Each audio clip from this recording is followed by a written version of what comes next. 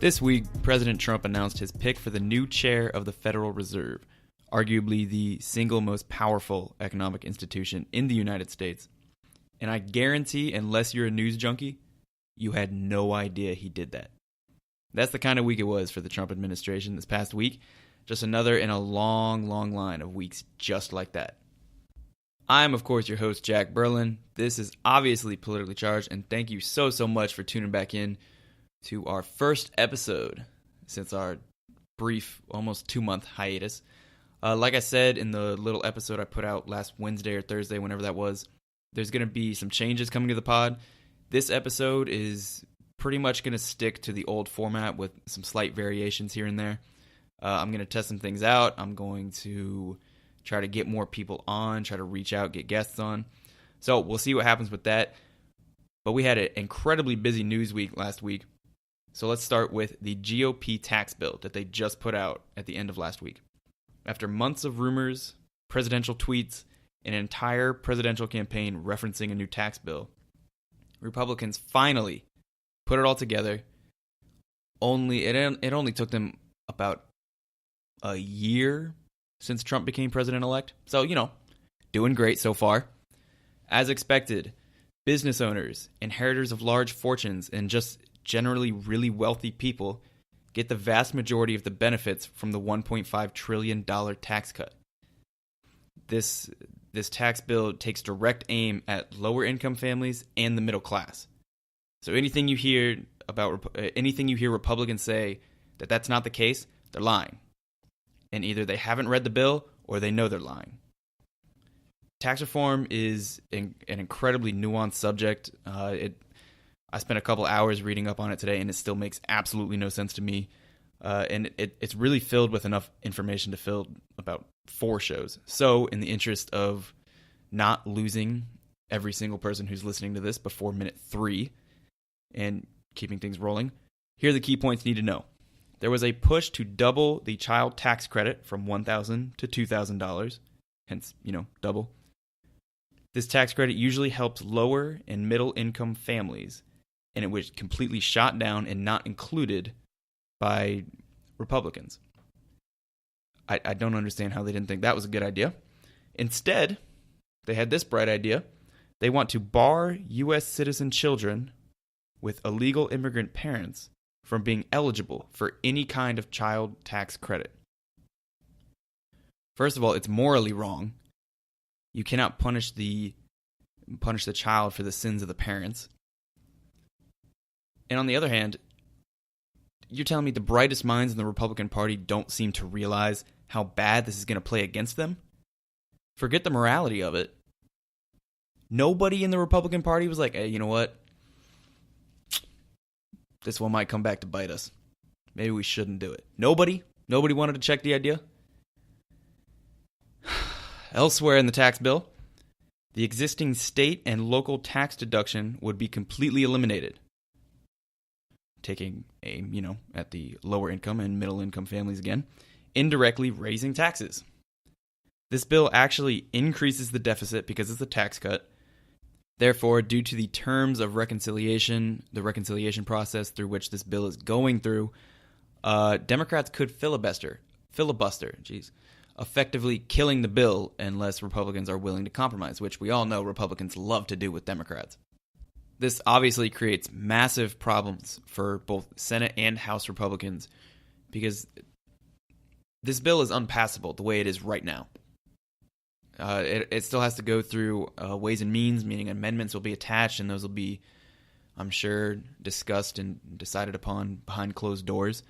But the ability of Democrats to filibuster throws a complete wrench into this idea that the GOP is going to be able to sail this tax bill through. So we'll continue to hear about this. I'm sure I'll keep bringing it up as the amendments get worse and worse and Republicans immediately cower to Donald Trump. But for now, it's kind of a hurry up and wait type of situation. There's not a whole lot that'll go on in the short term. In the medium term, midterm, who knows? There's actually a ton more to the bill that I didn't actually get into, just for everybody's sanity. If you want to figure it out, if you want to, for some reason, torture yourself and figure all of that stuff out, I would recommend going to Vox. They have a couple good articles that lay a lot of it out. But for the vast majority of you who could not care less about tax reform at this point when it's still in its infancy, which, no, actually, it's just all of you, let's move on to the good stuff.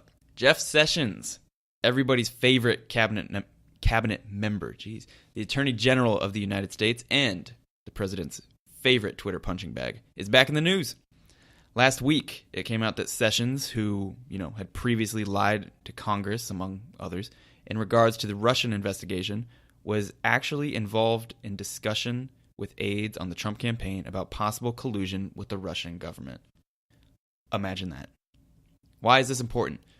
George Papadopoulos, who we'll get into more later, proposed at some point during the Trump campaign to use his Russian contacts to set up a meeting between Trump and Putin. Sessions claims he immediately shot this idea down. Again, contradicting his original claim that got him in trouble, that he had no knowledge of any campaign contacts with Russia. That'll make sense when we get into the... No, just listen. At the same time, Carter Page, who you may remember failed in trying to set himself up as the middleman between the campaign and Russia, and was targeted as a potential agent for Russian intelligence, claims he told Sessions of his trip to Russia in summer 2016. To wrap all that up, the current Attorney General could very quickly find himself under fire from a very active special prosecutor, something really unprecedented and catastrophic for an already flailing Trump administration. Even if Sessions is telling the truth now that he really didn't have any contact with any Russian government officials or send anybody to have contact with Russian government officials, he's painted himself into a ridiculously bad corner by lying to Congress in his confirmation hearing, getting away with that, becoming the president's favorite punching bag, and now it comes out that he lied in his lie. The man is going to end up being the scapegoat for all of this. I don't know how you have the political acumen to rise to the level of Attorney General and yet somehow paint yourself into a corner where it pretty much involves you perjuring yourself and going to jail for a little bit. Now, the reason why this is such a big threat to the Trump administration isn't that they'll lose their Attorney General, which in itself would be bad, but Trump has proven himself basically bulletproof. If the special prosecutor can get enough on Sessions that he can threaten him with charges, threaten the sitting Attorney General with charges, Sessions could flip. Even if Sessions himself did not have any contacts with Russian government officials or try to contact Putin, any of that, if he knows that somebody did, Paul Manafort, Carter Page, George Papadopoulos, I would say Donald Trump Jr., but there's no way he could pull that off. If one of those people did and Sessions knew about it, Sessions flipping, he could spill all of that information to the special prosecutor. And this special prosecutor and his team have proven themselves to be very aggressive with indictments, like we saw this past week, which leads us into our next story. Paul Manafort, the former campaign chairman of the Trump campaign, Paul Manafort, had his indictment unsealed, revealing charges ranging from financial crimes to failing to register as a foreign agent, something that people generally don't get charged with. But, like I said, the special prosecutor and his team have proven themselves to be very aggressive by using this kind of stuff to hold a charge over a person of interest's head, trying to get them to flip, trying to get them to talk to them. Obviously, the indictment of a former campaign chairman would be huge news by itself, simply because it means President Trump hired a possible criminal with deep, demonstrable ties to Russia, to Russian government officials. Can you imagine how much hell Fox News and the fringe right-wing media would have raised if this kind of thing happened under Obama? Do you know what their response was? I mean, I guess I'm just talking to myself here. But their response to this, when the news came out on Monday, was to talk about Apple's emojis. Real hard-hitting journalism going on over there at Fox News. But I digress. In addition to an indictment of Manafort, it was announced former Trump campaign foreign policy advisor George Papadopoulos, the same man we referenced earlier, had entered a guilty plea last July that they somehow managed to keep a secret. Papadopoulos visited Russia in the spring of 2016, where he met with a professor with known ties to the Russian government. He came back saying he had been informed that the Russians had dirt on Hillary in the form of emails. How ironic would this be if emails end up being the undoing of the of the Trump administration after all the hell he gave Hillary for that? That would be hilarious. Sad, but hilarious. Papadopoulos then attempted to repeatedly set up meetings between Trump campaign personnel and Russian government officials. It essentially boils down to this. Former Trump campaign manager, indicted. For what? Crimes that demonstrate strong, deep ties to the Russian government. His former foreign policy advisor, George Papadopoulos, entered a guilty plea. For what? Lying about contacts with the Russian government officials. It's assumed that Papadopoulos is cooperating as part of his guilty plea, further endangering the Trump administration. This all goes back to what I said about you just need that first person to flip. If the special prosecutor can get Paul Manafort, his business associate who was also indicted alongside him, if he can dig up enough dirt on Jeff Sessions, it just takes one, maybe two dominoes to fall before people start offering up information you would have never gotten out of them in the first place. All just to save their own skin. So this will definitely not be the last time we hear about this story, the Russian investigation. My money is on it all boiling down to Eric Trump doing or saying something that gives up his father and then forces his impeachment. I think that's a pretty good way for the Trump story to end. Before I wrap up this episode, I want to take a minute to say rest in peace and acknowledge the incredibly sad events of this past week. Obviously, everybody knows earlier in the week the terrorist attack in New York City that killed, I want to say, 8 people. Thoughts and prayers are with them. And then today, the shooting in a Texas church that killed, I think at last count, it was 26, including children. Obviously, words can't really describe how sorry you are for the families and the people that have to go through this. All you can really say is, thoughts and prayers are with everyone affected by those awful events. Unfortunately, these seem to be happening more and more frequently.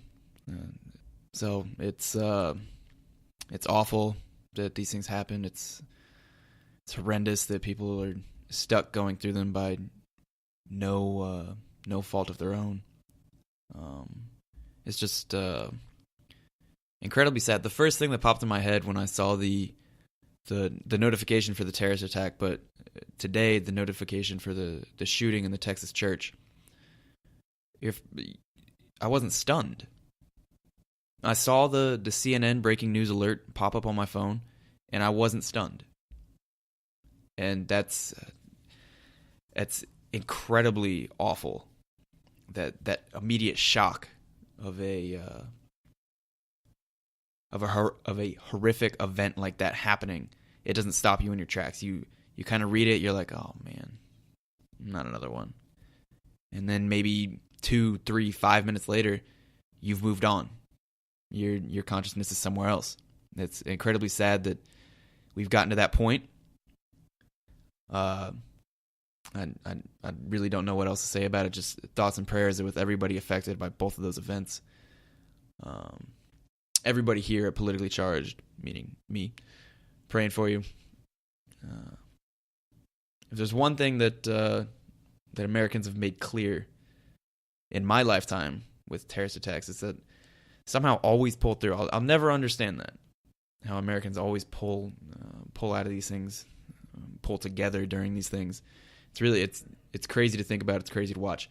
So now that I have bummed everybody out who's listened this far into the episode, there was a ton that I didn't even get to this week. I cut about 4 or 5 pages of notes just because I didn't want to run on for 45, 50 minutes like I used to in the early episodes. I didn't want to do that. It's not fun for me. I can't imagine it's fun for anybody listening. But from now on, we're back on a regular schedule of new episodes every Monday morning. You can find them iTunes, Spreaker, Google Play, anywhere and everywhere you get your podcast. You can find them at politicallycharged.us, where it comes with the little description and everything. Go ahead, subscribe, follow, whatever it's called on whatever platform you use. Follow us on Twitter, Instagram. The pod goes up on YouTube. And be sure to check out, of course, politicallycharged.us for all things pod and ways to get involved. Real quick, before I end this episode, I want to talk about something I mentioned briefly in the short little episode I did Wednesday or Thursday.